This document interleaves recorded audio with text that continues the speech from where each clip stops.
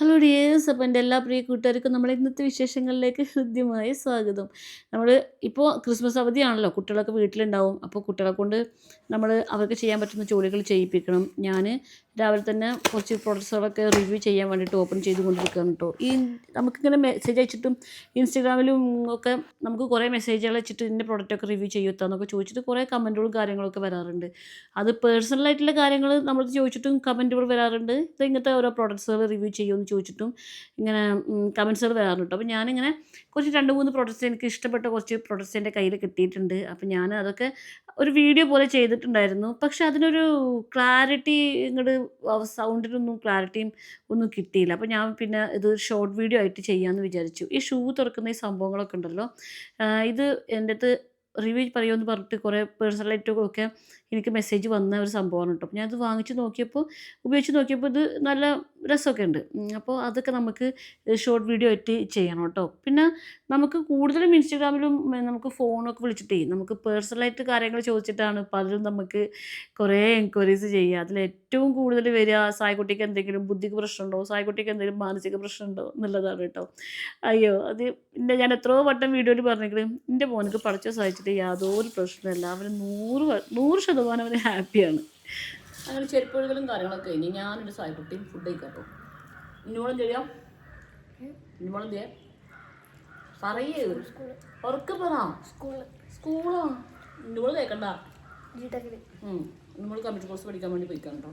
ഇന്നലെ വായന എന്തെങ്കിലും ഒരു സംസാരം വരാൻ വേണ്ട ഞാൻ വേണ്ടി ചോദ്യം ചോദിക്കണം. എന്നിട്ട് പറയണ ചെങ്ങായിയെ നമുക്കിത് ചോറിനേ ഇന്നലെ ഉണ്ടാക്കിയ മീൻകറി, ഇന്നലെ മീൻ വറുത്ത് പുതിയതാണ് കേട്ടോ, മസാല. പിന്നെ ഇത് നമ്മളെ താഴത്തെ റൂമിലത്തെ സെജിന് തന്ന അച്ചാറാണ്, മിക്സ്ഡ് വെജിറ്റബിൾ അച്ചാറ്. അടിപൊളി, നല്ല ടേസ്റ്റ് ഉണ്ട്. അപ്പോൾ അതും കൂട്ടി ഞാനൊരു ഹായ് കൂട്ടി ചോറിനട്ടെ. അനക്കത് ചെങ്ങായി ഇത്ര ഗൗരവം.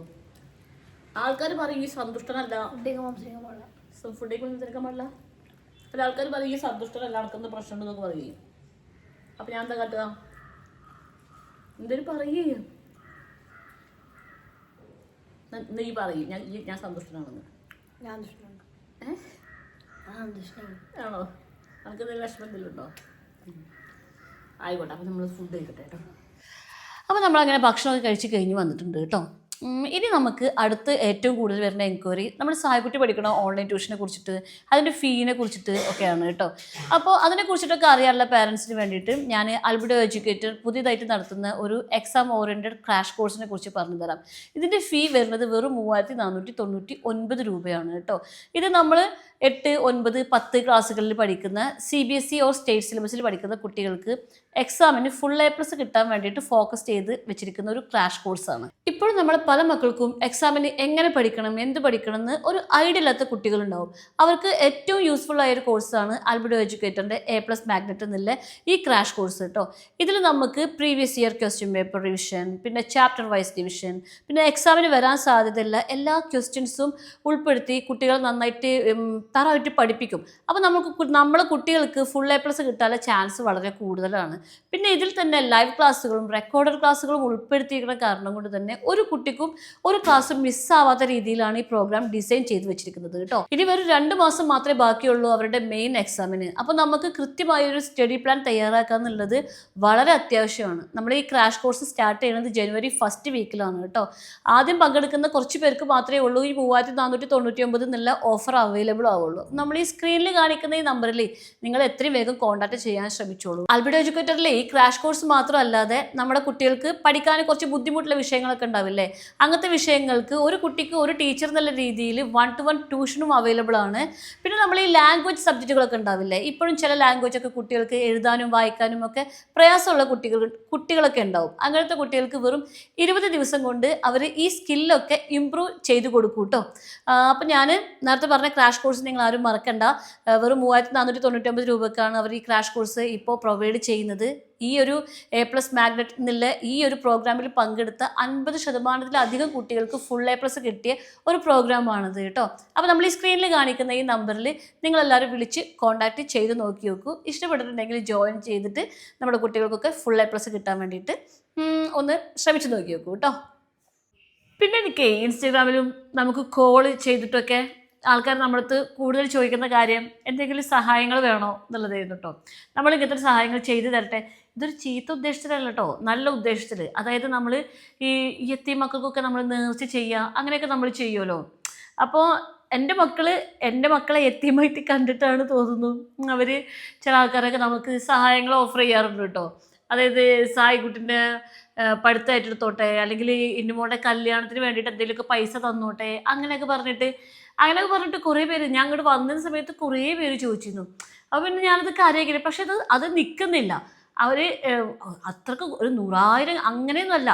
അങ്ങനെ പലരും നമുക്ക് എന്തെങ്കിലും, അല്ലെങ്കിൽ ചില ആൾക്കാർ ഭയങ്കര സങ്കടത്തോടെ പറയും ഞങ്ങൾക്ക് നിങ്ങളെ സഹായിക്കണം എന്ന് ആഗ്രഹമുണ്ട്, പക്ഷെ ഞങ്ങൾ അതിൻ്റെ ഒരു സിറ്റുവേഷനിലല്ല, അങ്ങനെയൊക്കെ പറഞ്ഞിട്ട് അങ്ങനെയൊക്കെ പറയാറുണ്ട്. ഇതവർ നല്ല ഉദ്ദേശത്തോടു കൂടി പറയണതാണ്. നമ്മളിപ്പോൾ നേരത്തെ പറഞ്ഞ പോലെ നമ്മൾ യത്തീമക്കൾക്ക് എന്തെങ്കിലും കൊടുക്കാന്നൊക്കെ പറഞ്ഞ് നേർച്ച ചെയ്യണം, അങ്ങനത്തെ ഓരോ കാര്യങ്ങളൊക്കെ ഉണ്ടാവില്ലേ. സത്യം പറഞ്ഞു കഴിഞ്ഞിട്ടുണ്ടെങ്കിൽ നിങ്ങൾ അത് സഹായമായിട്ടാണ് എൻ്റെ അടുത്ത് ചോദിക്കുന്നത് എന്നുണ്ടെങ്കിൽ എനിക്കത് കേൾക്കുമ്പോൾ ശരിക്കും സങ്കടമാണ് തോന്നുന്നത് കേട്ടോ. കാരണം എൻ്റെ മക്കൾക്ക് ഈ യത്തീം എന്ന് പറയുന്നത് വാപ്പ മരിച്ചുപോയ കുട്ടികളെയാണ് പറയാന്നുള്ളതാണ് എൻ്റെ ഒരു അറിവ്. അതിപ്പോൾ നമ്മൾ പ്രത്യക്ഷത്തിൽ അവരെ വാപ്പ, പ്രത്യക്ഷത്തിലും പരോക്ഷത്തിലും അവരെ വാപ്പ അവർക്ക് ഫിനാൻഷ്യലി ആയിട്ട് വേറെ ഒരു തരത്തിലുള്ള ഹെൽപ്പ് ഇല്ല എന്നുണ്ടെങ്കിലും അവർക്ക് ഇപ്പോൾ തൽക്കാലം ഞാനുണ്ട്, എനിക്ക് ആരോഗ്യമുണ്ട്. ആയുസ്സിന് പഠിച്ചവൻ്റെ കയ്യിലല്ലേ. ഇപ്പോൾ ആരോഗ്യം കാര്യങ്ങളുണ്ട്. ഞാൻ അവരെ കാര്യങ്ങൾ നല്ല ഭംഗിയിൽ ചെയ്ത് തീർക്കുന്നുണ്ട്. പിന്നെ ഇത് ഞാൻ ഭയങ്കര സന്തോഷത്തോടെ ചെയ്യുന്ന കാര്യമാണ്. എനിക്കത് ചെയ്യാൻ പറ്റുന്നുണ്ടല്ലോ എന്നുള്ളത് ഞാൻ ഭയങ്കര അഭിമാനത്തോടു കൂടെ ഭയങ്കര സന്തോഷത്തോടു കൂടി ചെയ്യുന്ന കാര്യമാണ് കേട്ടോ. എൻ്റെ കുട്ടികളുടെ ഏത് കാര്യമാണെന്നുണ്ടെങ്കിലും ഞാനിപ്പോൾ അവർ ഈ യത്തീമക്കളെ പോലെ യത്തീമക്കൾ കഷ്ടപ്പെട്ടായിരിക്കും ജീവിക്കുക, എനിക്കറിയില്ല കേട്ടോ. അവർക്ക് ഞാനില്ല, വാപ്പയും ഉമ്മയും ഇല്ലാത്ത കുട്ടികളെയാണ് നമ്മൾ സഹായിക്കേണ്ടത് തോന്നുന്നു. ഇനി വാപ്പ ഇല്ലാണ്ട് ഉമ്മാർക്ക് ജോലി ഇല്ലാണ്ട് ഭയങ്കര കഷ്ടപ്പെട്ട് വളർത്തുന്ന കുട്ടികളാണെന്നുണ്ടെങ്കിൽ ഓക്കെ, അവരെ നമ്മളെ ഹെൽപ്പ് ചെയ്യുകയാണെന്നുണ്ടെങ്കിലും അതൊരു കറക്റ്റാണ്. ഇപ്പം നമ്മളെ വീഡിയോ സ്ഥിരമായിട്ട് കാണുന്ന ആൾക്കാർക്ക്, നമ്മുടെ പ്രേക്ഷകർക്ക് ഞാൻ അവരെ എൻ്റെ കഴിവിൻ്റെ മാക്സിമം നന്നായിട്ട് നോക്കുന്നുണ്ട് എന്നുള്ളത് നിങ്ങൾക്കും കാണാൻ പറ്റുന്നുണ്ടാവും എന്ന് വിചാരിക്കുന്നു. ഞാൻ എത്രത്തോളം നിങ്ങൾക്ക് ഞാൻ അവരെ നന്നായിട്ട് പ്രൊട്ടക്റ്റ് ചെയ്ത് നോക്കുന്നുണ്ടെന്ന് നിങ്ങൾക്ക് എത്രത്തോളം മനസ്സിലാക്കാൻ പറ്റുന്നുണ്ടെന്ന് എനിക്കറിയില്ല കേട്ടോ. പക്ഷെ ഞാനിത് എന്താ പറയുക, ഭയങ്കര അഭിമാനത്തോടു കൂടി സന്തോഷത്തോടു കൂടിയാണ് എൻ്റെ 2 മക്കളെയും ഞാൻ നോക്കുന്നത്. ഇപ്പോൾ ഒരാളെ നോക്കിയിട്ട് ഒരാളൊരു ഭാഗത്ത് എത്തിച്ചിട്ടുണ്ട്. ഇപ്പോൾ അയാൾ ഇന്നുമോള് അവളെ കാര്യങ്ങൾ നോക്കാനായി, അവൾക്കൊരു ജോലി കാര്യങ്ങൾ ഇൻഷാ അല്ലാഹ് ശരിയാവും എന്ന് വിചാരിക്കണം. ഇതുവരെ ശരിയായിട്ടില്ല, ശരിയാവാനുള്ള കാര്യങ്ങളും നമ്മൾ സെറ്റാക്കി വെച്ചിട്ടുണ്ട്. അതൊക്കെ ഇനിയിപ്പോൾ എൻ്റെ സായിക്കുട്ടിയല്ലേ ഉള്ളൂ, അവൻ്റെ പഠിപ്പ് ഏറ്റെടുക്കാനോ അവനിക്കല്ലെങ്കിൽ വേറെ എന്തെങ്കിലും കാര്യങ്ങൾ വേണോ പറഞ്ഞിട്ട് തരാനോ അങ്ങനെയൊന്നും എനിക്ക് അങ്ങനെ ഒരു സഹായമൊന്നും പഠിച്ച സഹായിച്ചിട്ട് ഇതുവരെ ആവശ്യം വന്നിട്ടില്ല കേട്ടോ. നാളത്തെ കാര്യം നമ്മൾ പറയാൻ നമ്മൾ ആരും അല്ലല്ലോ. അപ്പോൾ ഇന്നേ വരെ എനിക്ക് ഇപ്പോൾ ഞാനിപ്പോൾ പറയുകയാണെന്നുണ്ടെങ്കിൽ അവരുടെ പല വീട്ടിൽ നിന്ന് ഒരു സഹായം ചെയ്യോ എന്ന് പോലും ഞാൻ ആർക്കും ചോദിച്ചിട്ടില്ല. അവർ സഹായം വേണോ നിങ്ങളോട് ചോദിച്ചിട്ടില്ല. അതായത് നമ്മളെന്തെങ്കിലും സഹായം ചെയ്യണോ, ഈ കുട്ടികളെങ്ങനെ ജീവിക്കുന്നത്, കുട്ടികൾക്ക് എന്തെങ്കിലും വേണോ എന്നുള്ള കാര്യം അവരും അന്വേഷിക്കാൻ വന്നിട്ടില്ല. അവരുടെ ജീവിതമായിട്ട് അവരങ്ങനെ ജീവിക്കുന്നു. അവർക്ക് ഇപ്പം നമ്മളെ വേണ്ടാത്തവർ നമുക്കും വേണ്ട എന്നുള്ള ആ ഒരു പോളിസിയിലായിരിക്കും അവർ ജീവിക്കുന്നുണ്ടാവുക. അതെൻ്റെ സബ്ജക്റ്റേ അല്ല. ഇതിപ്പോൾ ഞാൻ ഇങ്ങനൊരു വീഡിയോയിൽ പറയാനുള്ള കാരണം എന്തെന്ന് വെച്ചിട്ടുണ്ടെങ്കിലേ, എനിക്കിപ്പോഴും ഇങ്ങനെ എല്ലാവരും ചോദിക്കാറുണ്ട്, നമ്മളിങ്ങനെ എന്തെങ്കിലും സഹായം ചെയ്ത് തരട്ടെ, അല്ലെങ്കിൽ നമുക്ക് സഹായം ചെയ്യാൻ ആഗ്രഹമുണ്ട് പക്ഷെ ചെയ്യാൻ നമ്മളെ കയ്യിൽ ഫിനാൻഷ്യലി ഒന്നും ഇല്ലാഞ്ഞിട്ടാണ് കേട്ടോ, അങ്ങനെയൊക്കെ പറഞ്ഞിട്ട് ഒരുപാട് പേര് നമുക്ക് ഇങ്ങനെ കോൾ ചെയ്തിട്ട് ഇങ്ങനെയൊക്കെ പറയാറുണ്ട്. അപ്പം ഞാൻ ഒരുപാട് പേർത്തത് ഇങ്ങനെ അല്ല ആവശ്യമില്ല കേട്ടോ എന്നൊക്കെ പറഞ്ഞിട്ടുണ്ട്. അപ്പോൾ ഇനി ആരെങ്കിലും അങ്ങനെ വിചാരിച്ചിട്ടുണ്ട് എന്നുണ്ടെങ്കിൽ അത് അവർക്ക് വേണ്ടിയിട്ടുള്ളതാണ് ഞാനീ പറയണത് കേട്ടോ. എൻ്റെ മക്കൾ യത്തീം എന്നുള്ള വാക്ക് ഉപയോഗിക്കണം, എനിക്ക് ആ വാക്ക് ഉപയോഗിക്കാൻ താല്പര്യമില്ല. അതായത് എൻ്റെ മക്കളെ നോക്കാൻ ഇപ്പോൾ പഠിച്ചുകൊണ്ട് സഹായിച്ചിട്ട് ഞാനുണ്ട്, എനിക്ക് ആരോഗ്യ ആയുസ്സുണ്ട്. അപ്പോൾ ഞാൻ എൻ്റെ മക്കളുടെ എല്ലാ കാര്യവും ഇനി എൻ്റെ മക്കൾക്ക് ഒരുപാട് വലിയ ആഗ്രഹങ്ങളൊന്നുമില്ല. അവരും എൻ്റെ പോക്കറ്റിൽ എന്താണോ ഉള്ളത് എന്നുള്ളത് ഏകദേശം മറിഞ്ഞിട്ട് പെരുമാറുന്ന കുട്ടികളാണ് 2 പേരും. ഇനിയിപ്പോൾ അവർ ചോദിക്കുന്ന എല്ലാ കാര്യവും ഞാൻ ഭയങ്കര സന്തോഷത്തോടു കൂടി അത് എനിക്ക് തന്നെ ഒറ്റയ്ക്ക് ചെയ്യണമെന്ന് ഞാൻ ഭയങ്കര ആത്മാർത്ഥമായിട്ട് ആഗ്രഹിച്ച് ചെയ്യുന്ന ആരാണത്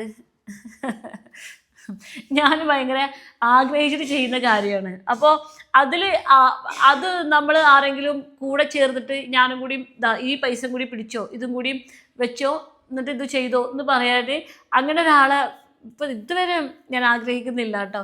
ഞാനിത് അഹങ്കാരമായിട്ട് പറയണമെന്നല്ല.